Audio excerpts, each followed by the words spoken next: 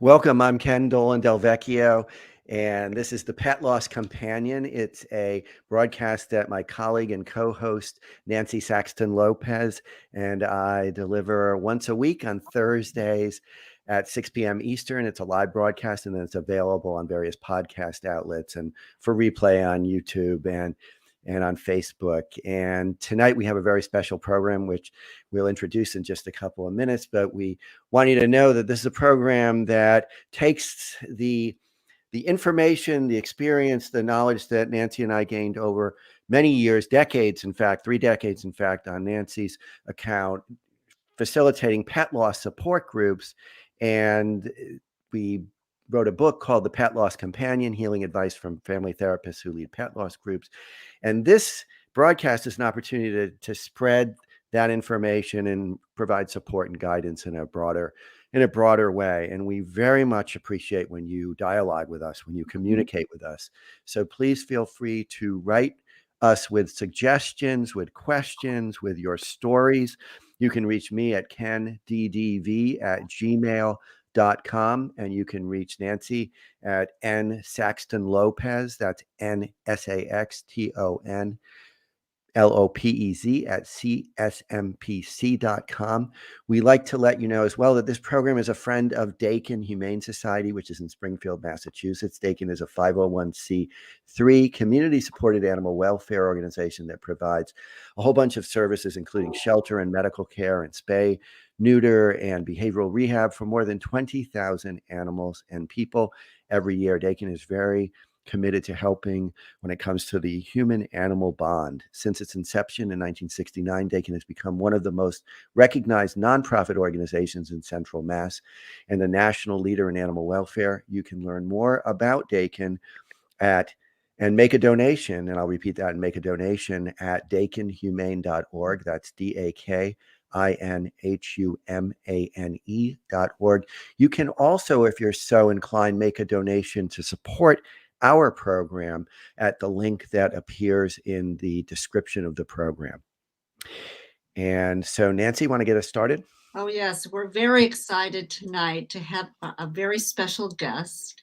Her name is Zan Ottaway, and she is an animal communicator. And we have a lot of people out there in our audience that will be very interested in, Zan, what you have to say tonight. I think, Ken, you have some information. So I'm just going to tell you a little bit about Zan, and then she's going to tell us more.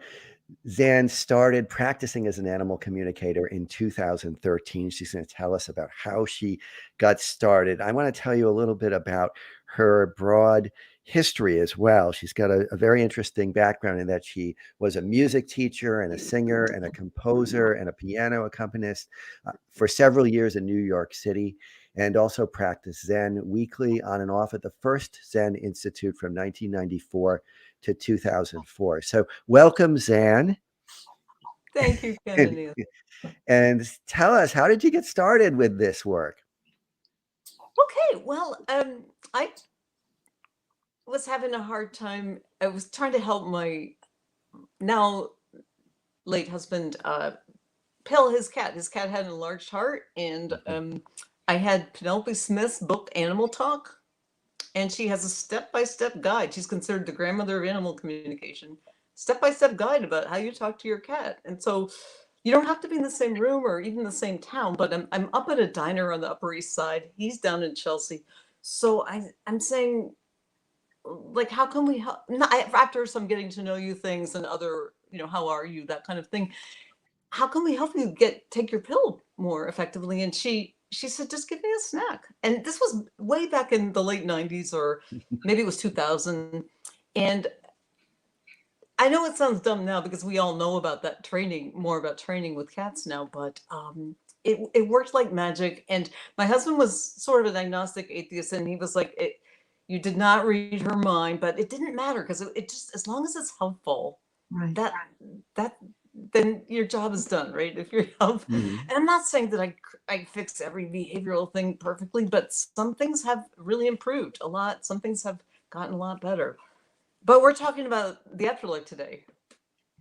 And so, okay, so I took a mediumship course for a few years, and at the end of the course, Linda Hunter, who lives in Springfield, had some tips on how to start a business, and it coincided with a networking thing that happened to me in my Buddhist class here, because I go to Insight Meditation of Western. We've changed it to Western Mass, Insight Meditation of Western Mass, and we were talking, and we used to share after the meditation, and I was saying, well, with healing, you could heal the spirit, you could heal the soul, but the animal might not decide, I was talking about people, the person might have to go, or they might decide to go. It doesn't mean the healing failed. Oh, interesting. And then somebody said, and I was talking about a kitty, for example, but someone said, oh, could you read my friend's dog? And that was like my first I did it pro bono, but it's like my first, what I considered a serious case.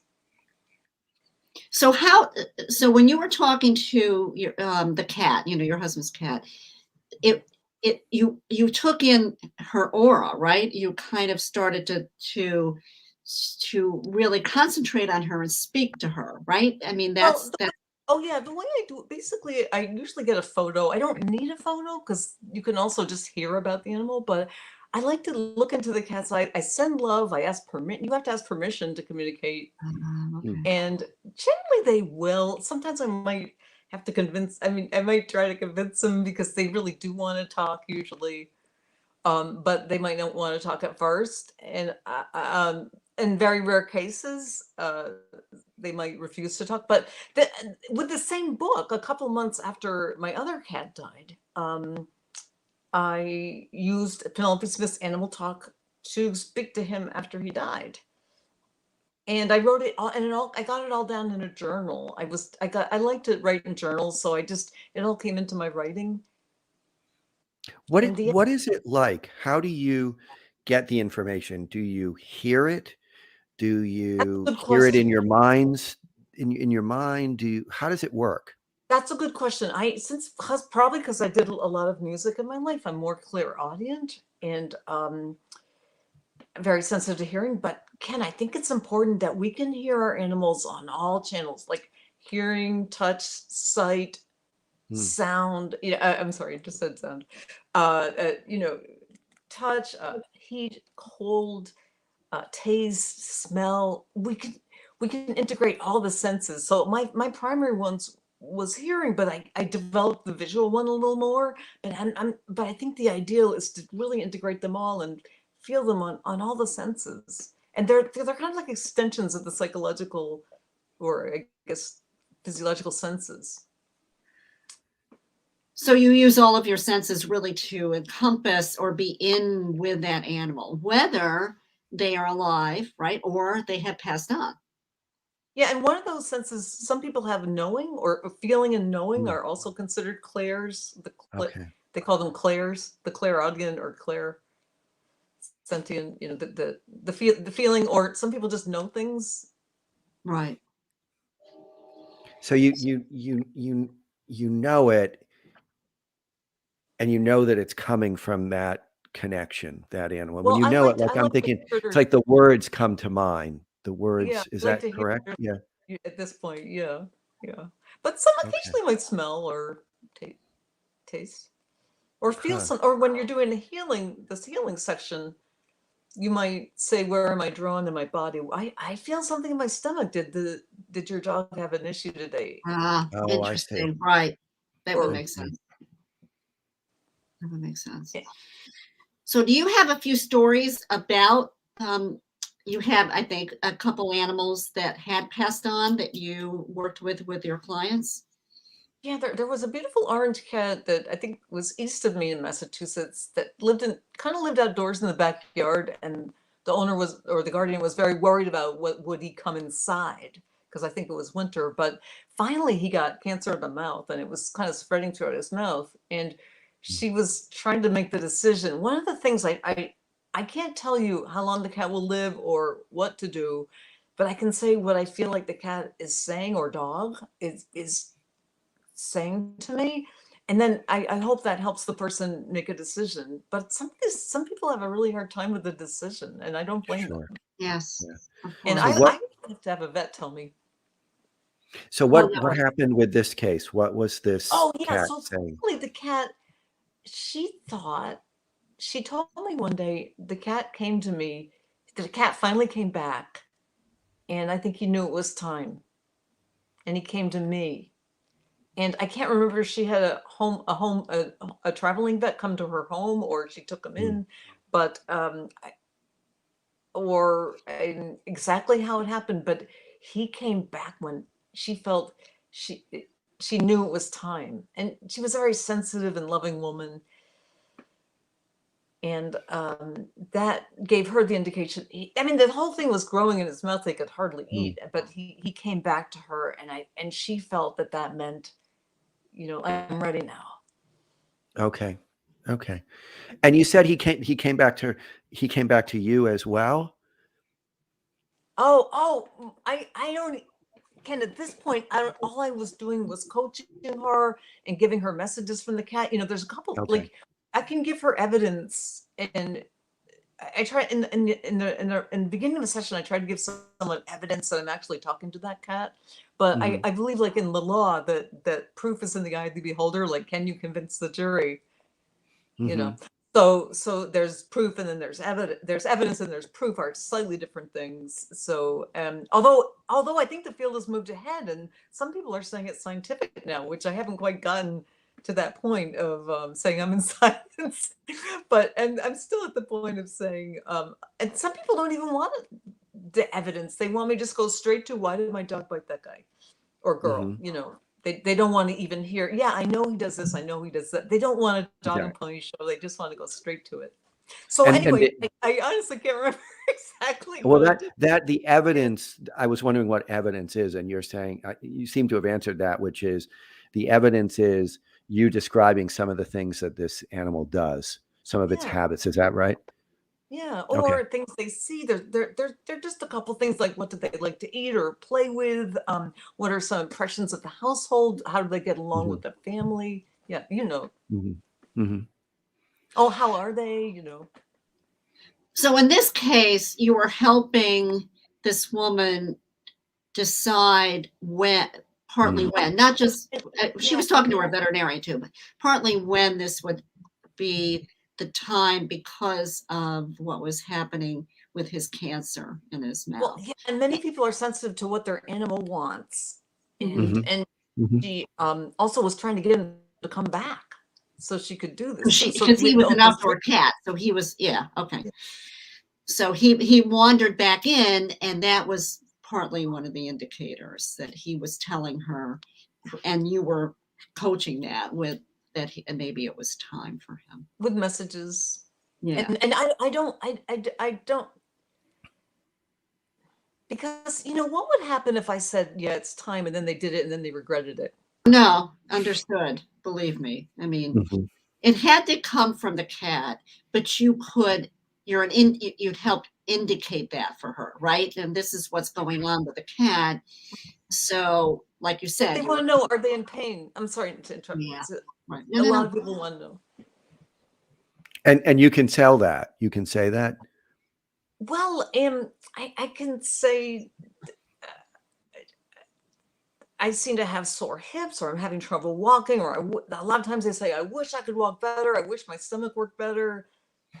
Okay, so you can take that information and say to the guardian, this is kind of what I'm getting from your cat. This is what he's saying, or this is what he's intuiting. This is what he's feeling. That I'm picking up.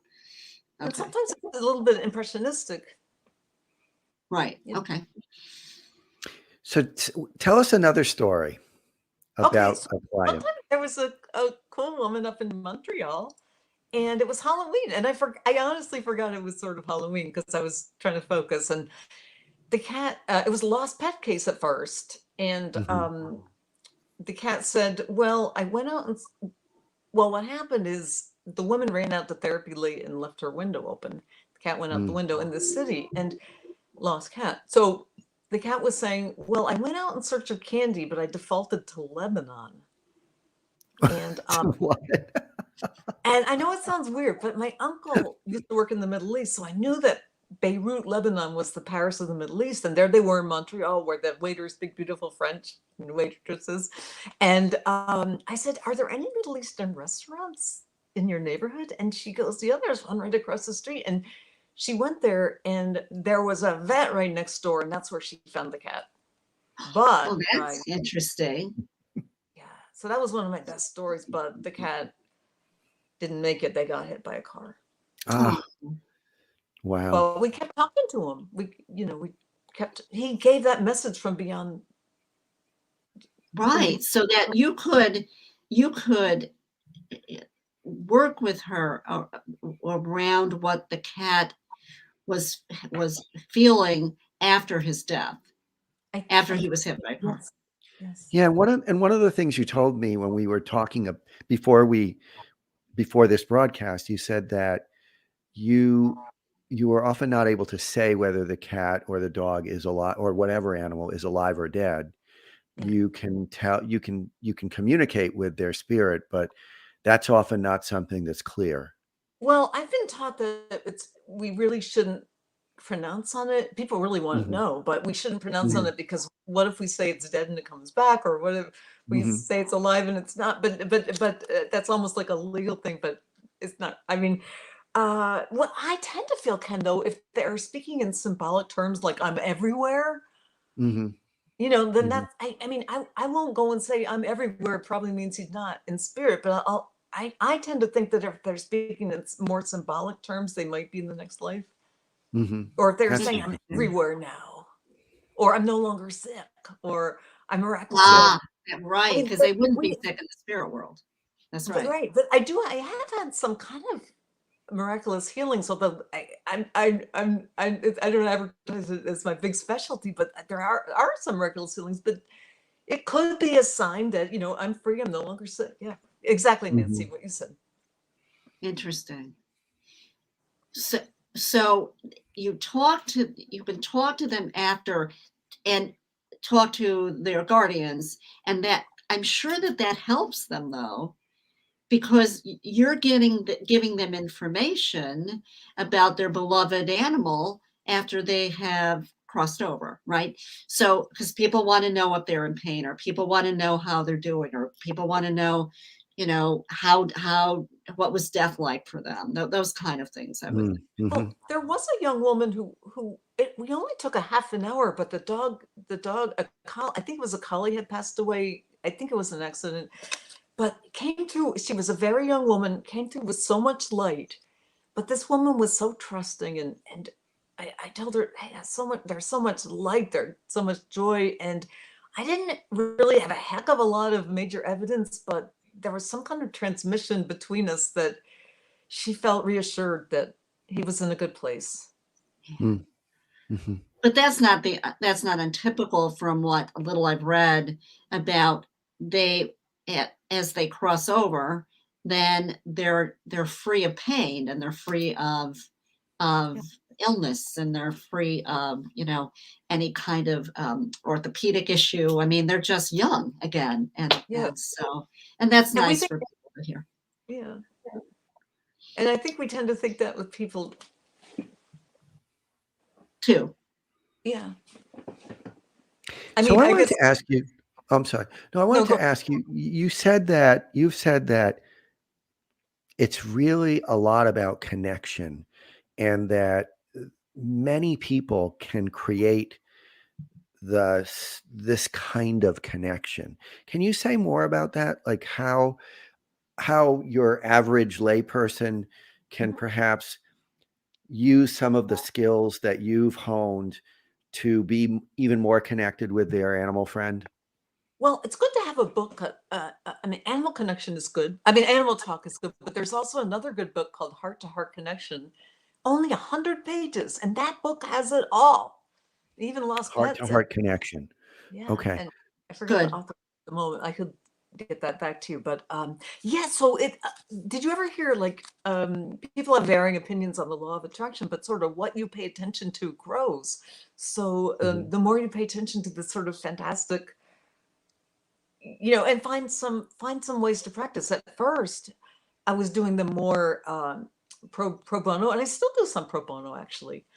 I still do provenance sometimes. So, but just finding ways to practice, and you can start out practicing with a friend. And I had a friend give me my 6th testimonial that I needed for the Animal Talk website, animaltalk.net, and I could hear, like, it was a very secular family. I could hear the guys laughing in the next room. But so what would you advise? Somebody said, I want to be able to, I want to really get more empathic with my cat or dog or horse, or what would you say? Like, what are 3 things that they might do? Oh, well, I'm sorry, I'm forgetting the obvious. Well, meditate in the morning or at night, whenever is the best time for you. And doesn't have, Meditate. yeah, Mhm. I Yeah. found, well, for myself, I found meditation has been grounding for that. And I used to like meditate for like 2 hours before a session, but now I just feel like it's enough that I just do it every day. But for some people, they're not gonna, and you settle down like that. They might want to do walking or music, but something kind of that you can get meditative.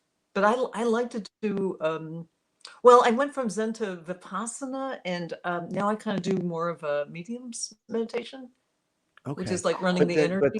But like meditating, if you want to get more empathic, you want to get more connected, meditate in the morning and the evening for like about how much time would you say? You could just start with 2.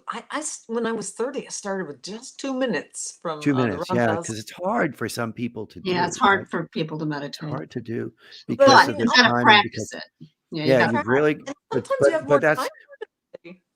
what you're saying is just start, and that will kind of settle you down into a place where maybe you can connect better. Is that the idea? Well, yeah, but my goal is with the cat, when I have a cat, and which is almost all the time, is like to get the cat to come sit in my lap. And so we all meditate together, and it lowers the temp. And I try to teach my client this, that it lowers the temperature of the household. Okay. And You mean the I know emotional temperature? Yeah, the Yeah. emotional temperature. Yeah. Okay. But And I also think, yeah. what else? Well, I also think So they start meditating. Then what? well, we need to tire them out too, right? Like kids.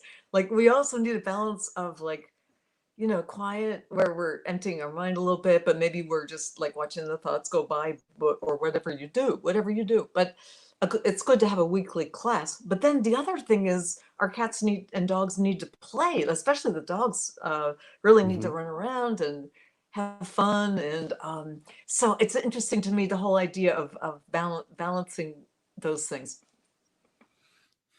Okay. Right, because you're getting more attuned if you're spending the time meditating, which opens you up, and anybody can do that, and is helpful for anyone at any time to meditate, right? Just for health reasons, for our spirituality. Well, But then with play, you're also connecting with that animal too. So you're getting more involved with how they are as a being. So, okay, that's cool. And then is there any other way that you can connect more? Well, my big secret is, I think I must have gotten this from a book or a teacher, but send love and ask permission. And I'll just take a 2-minute, like I'll ring my bell and we'll say, let's get quiet for 2 minutes, and sort of orient them toward a good posture. But the funny thing is that I'm starting to flip into the other space almost very quickly now. So I'm afraid I'm not really. Because you're practiced, right? I'm well, not this really, isn't probably any too much different than a psychic, right? Any kind of medium or psychic, this is what they would have to do to be able to read into the animal or person, right? I would yeah, think. you get into a little bit of an altered space. Yeah.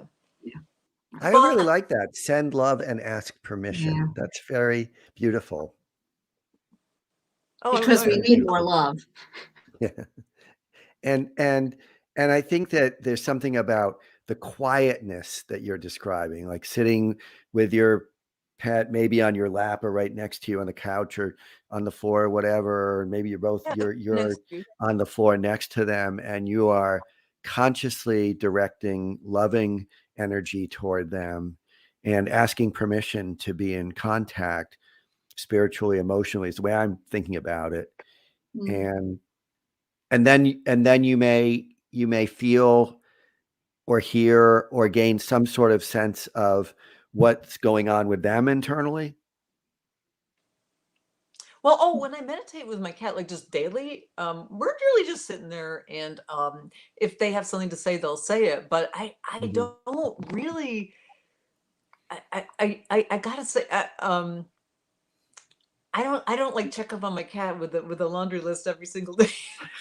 We're really just It's just the really connection, just the sitting. Yeah. connection. Yeah. What are They some can. of the things that animals tell you? What are Oh, do you have some okay. examples? Well, What do they tell you to tell their guardians? oh, well, okay.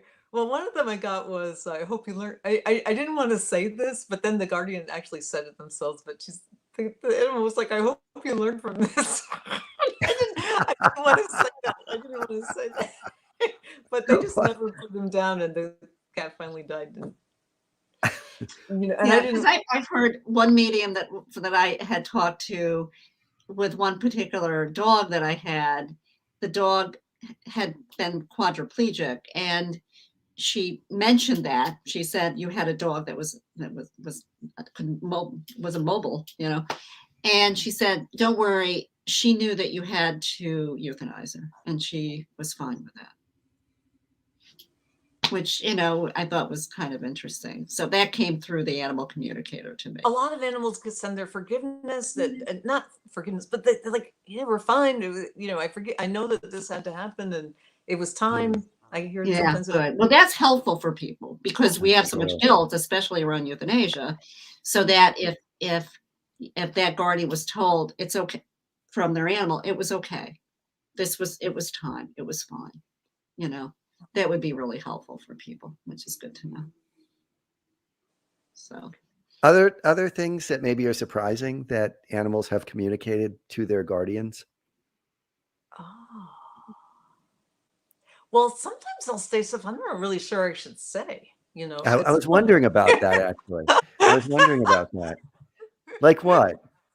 well, there was one person where the animals started telling me about all the tension and politics going on in the house with people. interesting. I had no idea.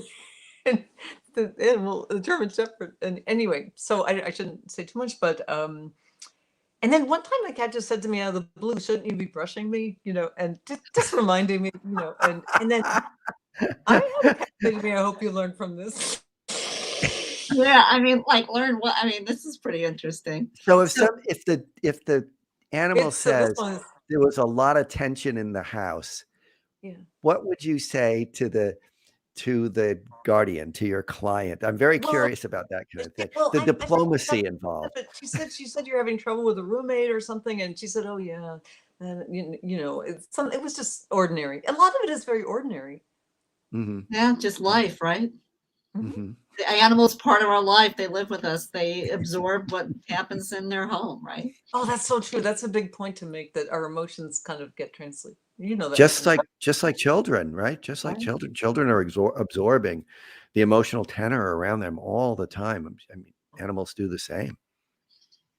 Very interesting. So Zan, we're almost at our limit of time. I also just want people to know how to reach you. Your Yeah, website good. is Zan Ottaway. That's ZANOTTAWAY.com. Again, ZANOTTAWAY.com. What are some of the things that you'd like people to perhaps take away from this session? Oh, right. Well, I like to say that actually we could heal ourselves and we can heal each other, and we're all. I don't have a big theology, but I think we are energetically connected, and just that it's good to use the energy available to us to help heal ourselves and others, and to use it for good. We're good, right? And heal our animals too. Or I mean, they're healing for us, but we can become more connected. Yeah, and you said Good point. something earlier. I actually can't remember if you said this during our broadcast or before, that sometimes healing means transitioning, going into the next realm. And I thought, did you Mm. say that? Yes. Yeah, Yes, that's how I that first actually real client was saying that in Buddhist class.